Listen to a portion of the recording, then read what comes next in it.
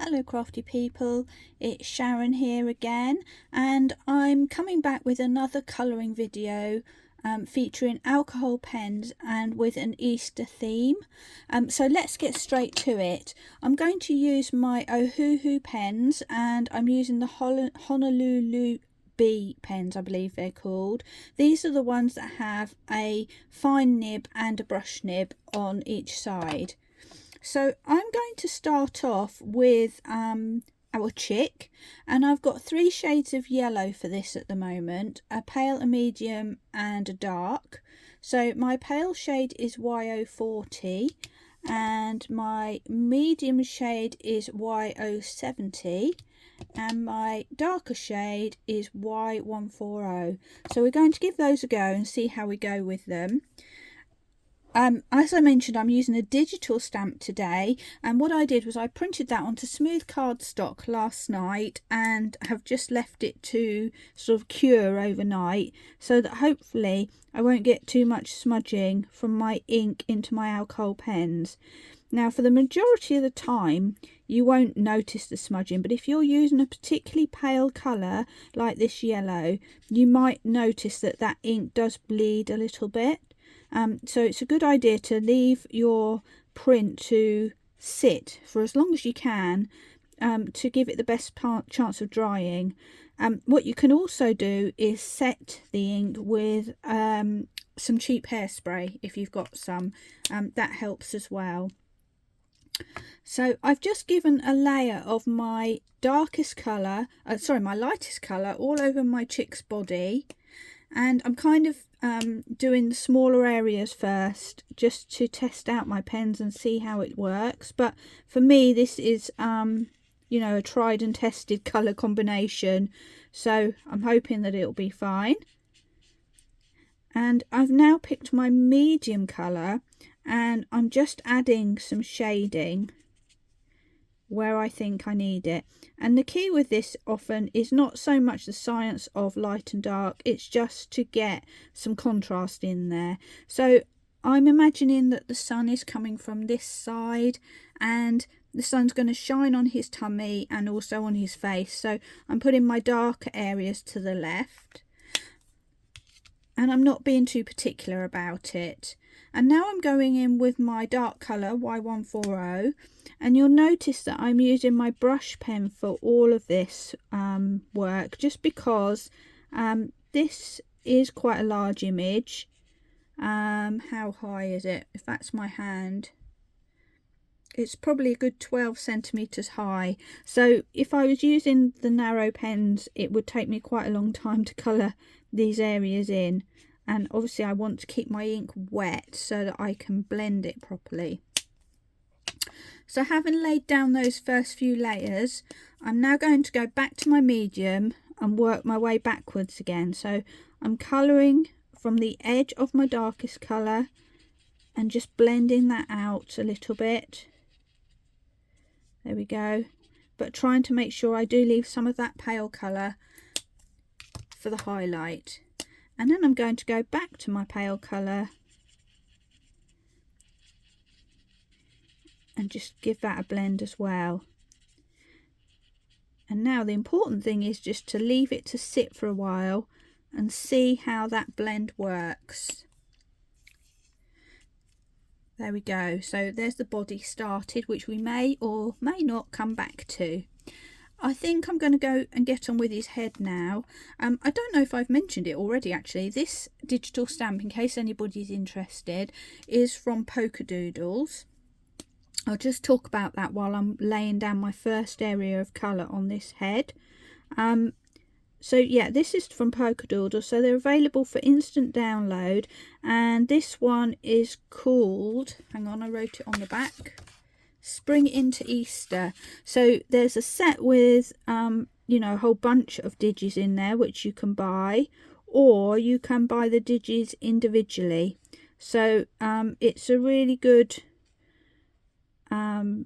you know, cheap way of getting a stamped image, you know, cheaper than buying an actual stamp. So as long as you remember the rules about letting your ink dry before you start playing with them, you'll get on fine with these.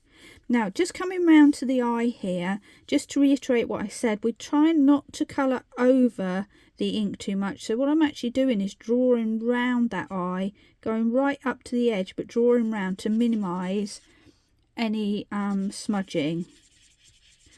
And the rest of it, of course, I can just go for it. So I'm just adding a good layer of colour down there. Excuse me. Now I'm going to go with my medium colour, and what I'm going to do is I'm going to just start working my way around the edge. And because this is round, it's quite nice to do a round sweeping sort of motion, and recognising perhaps that under his chin is going to be in the shade. There we go. But trying to keep his eyes in the fairly light area. Okay. And then I'm going to go with my dark colour. And again, recognising that the darkest area of shade is at the bottom of his face, I'm going to sweep around once again.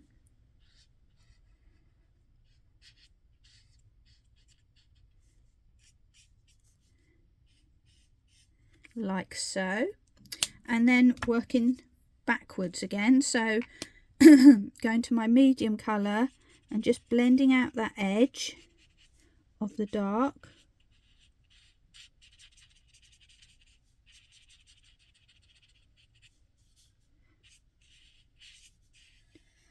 And this time I've ended up coming in a little bit further. I'm just going to add a little bit of shadow over his beak as well. And then I'm going to return to my lightest colour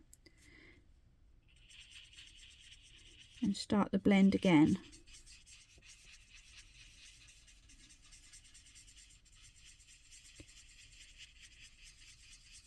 I'm just going round and round, and what I'm trying to do is just get all of those inks to start working together and blending away. Now, if I have a look back down at my body now, I think I might just go and reiterate those colours a little bit more. So I'm going back with my darkest colour. I'm just going straight to the dark, and I'm not doing the whole lot again, just the areas I really want to pick up on. And then to my medium. So this is just a game of swapping back and forth and layering and blending, or if you want you can leave some stronger markings, so that like with this wing here, so that it's really got like a low light, if you like. Now I do feel like I've missed something here in that his body, I'm just going to go with the medium, sort of curves around to the back, so I'm just going to add a little bit more of that colour there and maybe round it off a bit, because he is a round little chick. Maybe bring this around a bit more like that. So I'm just adjusting and playing with it really, and you can do this over and over with alcohol pens. It's just, you just need to be mindful of the fact that the more you lay down, they might start to bleed outside the lines, so you do need to let it rest a little bit sometimes. And another important thing to remember is to put some pieces of paper underneath your colouring card, so that you've got somewhere for that excess ink to go rather than bouncing up through your paper, and that will give you a better blending effect and a better result. Now going back to the head, I'm just going to add some further low lights just to add a bit of character, and I'm going to do the same on my wings. There we are, which just gives a bit more shape, and before we know it, there we have a lovely little chick all coloured in. Now it's up to you. You could go on blending, or you could just leave it like that. I rather like it like that, but what I have noticed is that his little tufts are completely flat, so I'm just going to add a little scribble in there just to bring those to life a little bit. Now let's have a look at his beak. And for that I've chosen 2 oranges. They are in the yellow range, but they are actually orange. My pale colour is Y4, and then I've got Y10, which is called apricot, but it's quite a vibrant orange actually. So we're going to give those a go. And starting with my lighter colour, I'm just going to give the whole beak area a cover. And this little area here that you see is actually a piece of chocolate, so I'm going to leave that for a moment. There we go, the duck's eating the chocolate, or the chick should we say. And I'm going to take my darker colour now, and I'm using the narrow end of the pen, and I'm just filling in the lower area of the beak. And I'm just having to think about what I want to do for this, the top end of the beak. I think I'm just going to give it a little layer like that.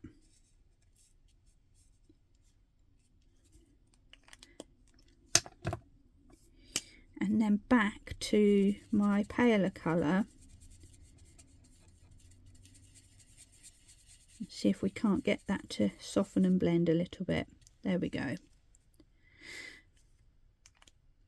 Now I want to kind of pull some of the colours together on my card. So I've got this little Easter egg down here, and I think what I'm going to do is I'm going to add some orange areas to this Easter egg just to try and pull it together a little bit. So I'm going to use my pale colour, and I'm going to decorate some of these stripes. And I haven't really decided what colour I'm going to do the rest of it yet, but for now I'm just putting in some orange so that the beak and the egg sort of connect with each other. And you know, with these pens that I've got, you can just freely swap between the brush nib and the fine nib as you wish, whatever makes you comfortable. And these are little areas, so I'm going with my fine nib now. If you're particularly good at being light-handed with your brush pens, you could do it with your brush pens. As for me, I'm not that good at being light-handed with my brush pens, so I tend to swap. There we go. One egg done very quickly. Okay, so before we forget, shall we deal with that little piece of chocolate? No, I tell you what I have forgot. There's his little foot there, so I was trying to think what it's called. We'll go with foot. So I'm going to make that orange as well. This is very quick to do.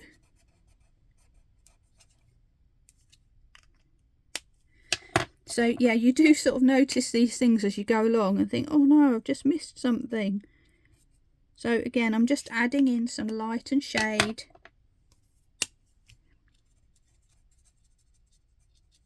And now we have a colour connection between the beak, the foot and the egg, which is quite nice. The thing to try and avoid when you're doing images, the temptation is to get out, you know, loads of different colours and put them all in there. But the trouble is, if you do that, you can sort of lose the cohesion of the image. So it's nice to try and stick to a few colour palettes. And just pull and that pulls everything together. And if you can find a backing paper to match that, even better. So what shall we, oh yes, we were going to do the chocolate, weren't we? So I'm just going to grab my swatch card, here we go, and have a look. And what I want is a light colour and a dark colour. It's only a tiny piece of chocolate, so we don't need to go overboard. So I'm thinking E240 and E260. So I'm just going to have a look for those, and we can use those to create our chocolate. E240 to start with, and I have brought in an even darker colour just in case I need it. I've just got it to the side, but just going to do this first and see how we go. I think probably this will be enough. So this one is E260, my darker colour. So I'm just going to outline around where his mouth is, casting that shadow. Maybe just give an indication of the crease of the chocolate there. And then I'm just going to touch around the edges to blend away just slightly. And I think for that tiny piece of chocolate, that's good enough. So we'll leave that there for now. Now I'm going to leave my eggs till last, I think. And I'm going to focus now on my, they look like 4-leaf clovers. So I guess you could colour these as green things, which is what I'm going to do. Or you could colour them as flowers if you wanted to, like heart-shaped flowers. Entirely up to you. But I'm going with greens.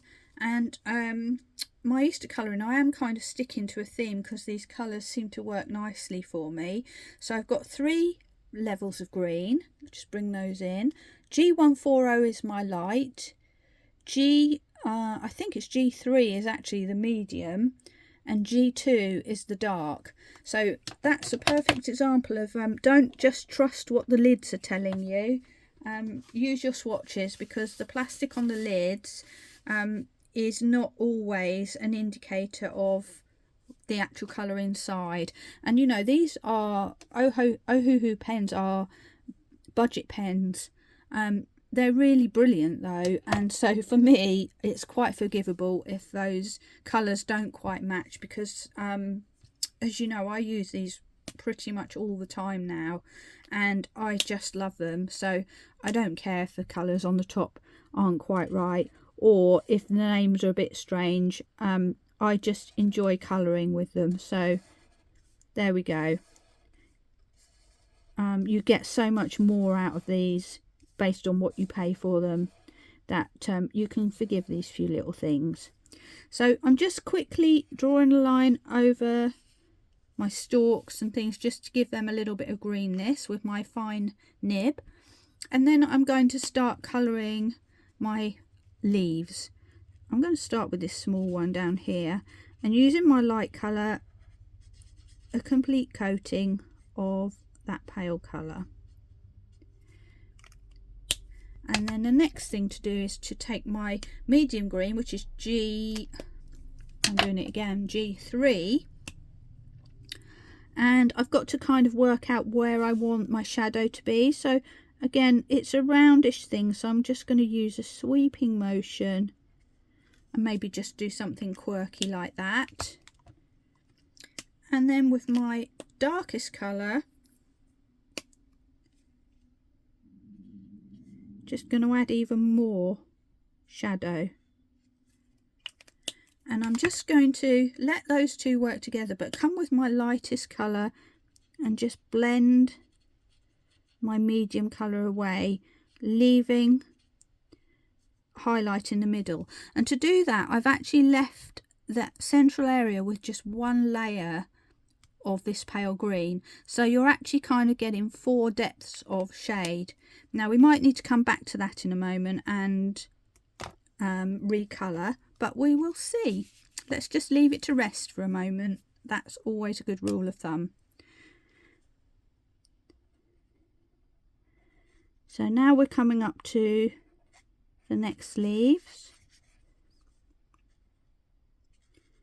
And I don't mind if these don't blend perfectly, actually. I kind of like that bold stripy effect, if you like. So I'm just going to go over the whole lot and then go to my medium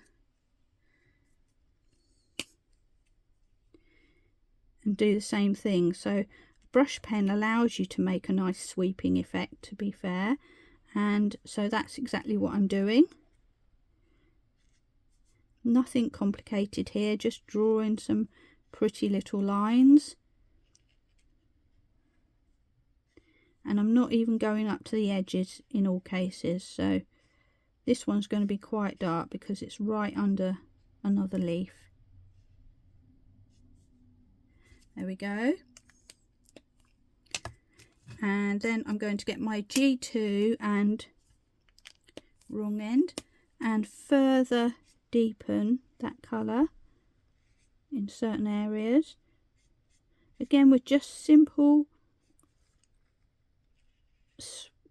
swiping motions, but quite smooth, you know, just letting that pen flow around. And then I'm going to go back to my darkest colour and just smooth around the edges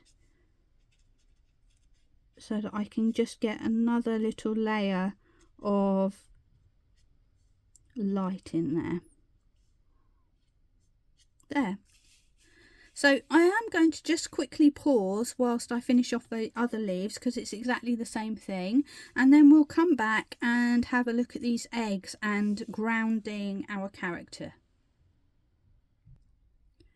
My leaves are all finished now, so I followed the exact same technique to colour in these last 3 leaves, and then I've just come back down to the stems of these clovers, and they looked a bit pale in comparison, so I've just added in some of my medium colour, and again with my fine nib I'm just going to add some with my dark colour, and I am actually sort of going outside the line so that this looks like sprigs of grass.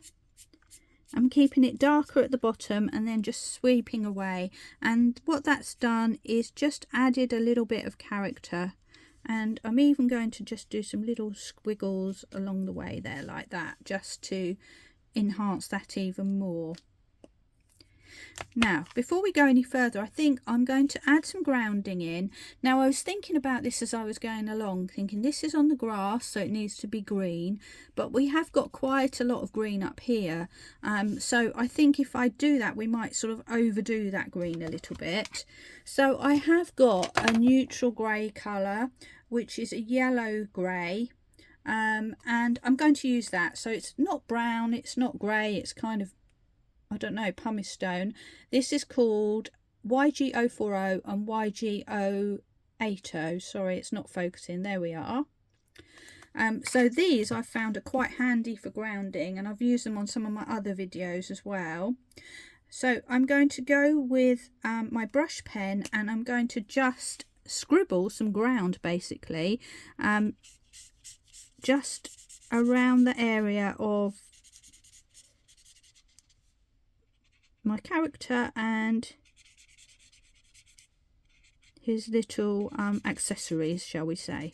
And as you can see, I'm not making a perfect line, I'm just scribbling, and that's what makes it a bit more organic, because you just want to have, you want it to look almost sketchy. So I was paying no attention there, I was just scribbling some ground.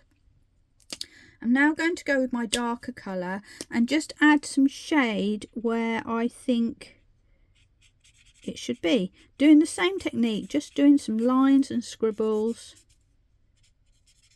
Don't need very much, but we just want to give the effect so that the eye imagines that there's a bit of a shadow being cast. There we are. Now, if you want, you can soften that out further with your original pale coloured pen, or you can leave just as is, and if you really want to blend it out, if it bothers you, you can go over the whole lot with a blender pen, which will fade and soften it and make it look more mottled, so that is quite a nice effect. But I'm going to leave mine solid like this for now. I'm going to let that dry for a minute, and I may just add some sprigs of grass by hand just because I can. So let's have a look at our egg.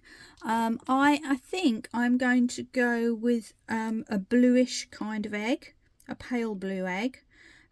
So I have got a couple of colours, and I may bring in another colour in a moment. But for now I have got blue-grey colours, so they're very soft blue, BG3 and BG4. So BG3 is my lightest, and I'm going to go in with that first. I'm going to tackle this egg here, the big egg. We've got these little bits of broken pieces, and we've got the main egg, the main event. And do you know what? I'm going to colour the whole lot because again, just like I've done for most of this video, I'm going to do shading with a sort of sweeping of colour without worrying too much about having a perfect blend, because I think this is that kind of quirky sort of image that will accept that. Now for my little shards, I'm going to go to my fine line, fine nib, just to put that shadow in, because recognizing that it is a small area, and I'm just going to deal with the reverse part of the egg in the same way. And as you can see, that's quite subtle and it blends very easily. And now I'm going to start doing with my larger pen. I think I'm going to do a sweeping motion again and just bring some dark shadow onto my egg without getting too involved or overcomplicated. There we go. And coming back to my pale colour, just going to blend that out and see how it goes. Now I feel like I probably need some extra depth of shadow on that.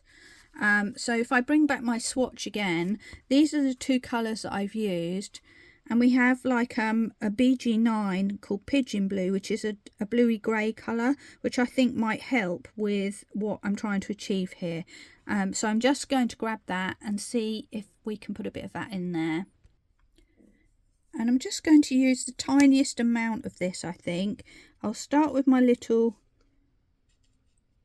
egg flakes on the bottom.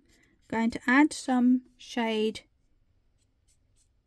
the very base of my egg, and I'm going to do the same with a sweeping motion on the base of my egg and where it would cast a shadow. And then back to the blue,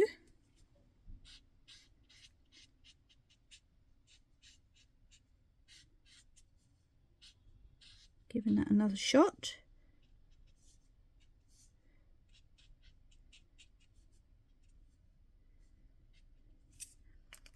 And then finally back to my palest colour. And I'm going to keep hold of those blues because I'm going to add an effect of sky around my creature in a moment without actually using sky, if that makes sense, or without actually colouring a full sky. Just another little something that we can do. So I'm going to keep hold of those for a moment. And then I just need to make a decision about the last bit of my egg. And I feel like I want to go with a darker blue, effectively. So I could either go very bold or I could go sort of medium. And I feel like this might need to be very bold so that it actually contrasts with the egg behind. So it's tiny areas, but I'm going to take 3 colours just so I can really get that contrast. I'm going to choose PB7 for my light colour, PB8 for the medium, and PB3 for the blue, for the dark. And here we have all those colours ready to go.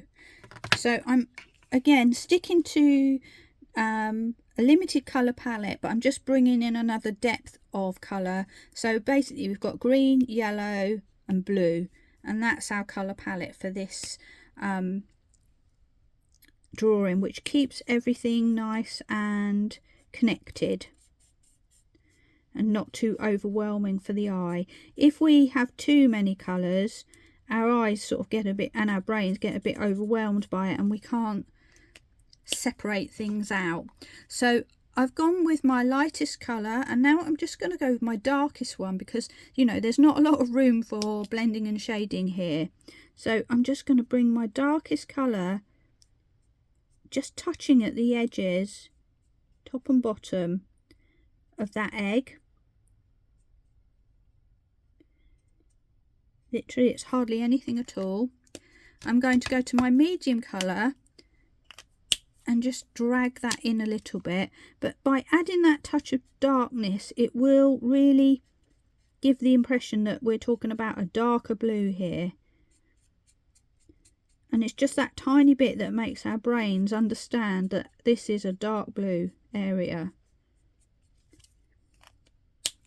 even though actually most of it is light. And then I'm just bringing my palest blue back out of that set and just dragging it all together once again. Now there is like quite a difference between the dark blue and the medium, so I'm going to go back again while that's still wet and just see if I can get a bit more blend on there. If not, it won't matter too much.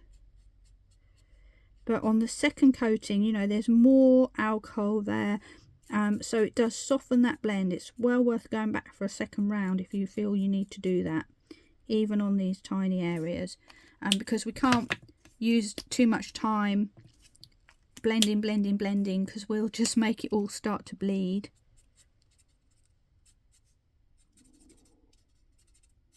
There we go, one egg complete.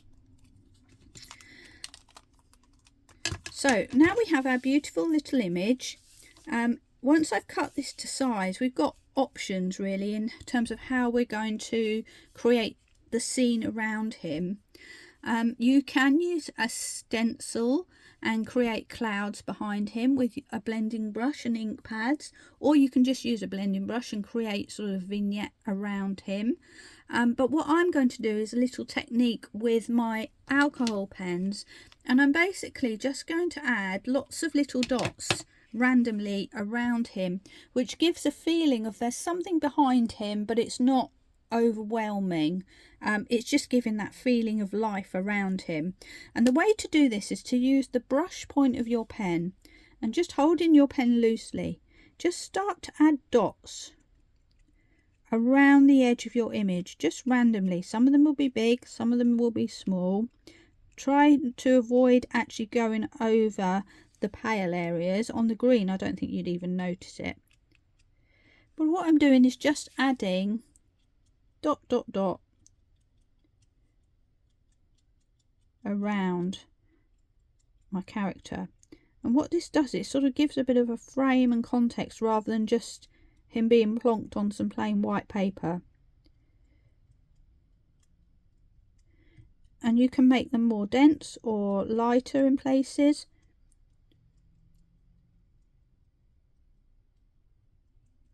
And you just spend a minute or so dotting away, making sure we just bring it down to that ground level. And we have very pale and delicate dots. And then I'm going to go with my next colour, which is the BG4, which is that colour we see in the middle of the egg there. Do the same thing, but not quite so many dots. And this provides a little bit of contrast.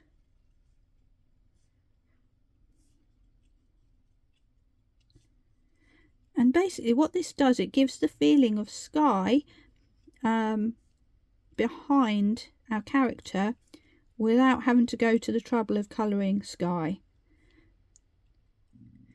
So it's quite a nice little technique, especially with these cute quirky characters,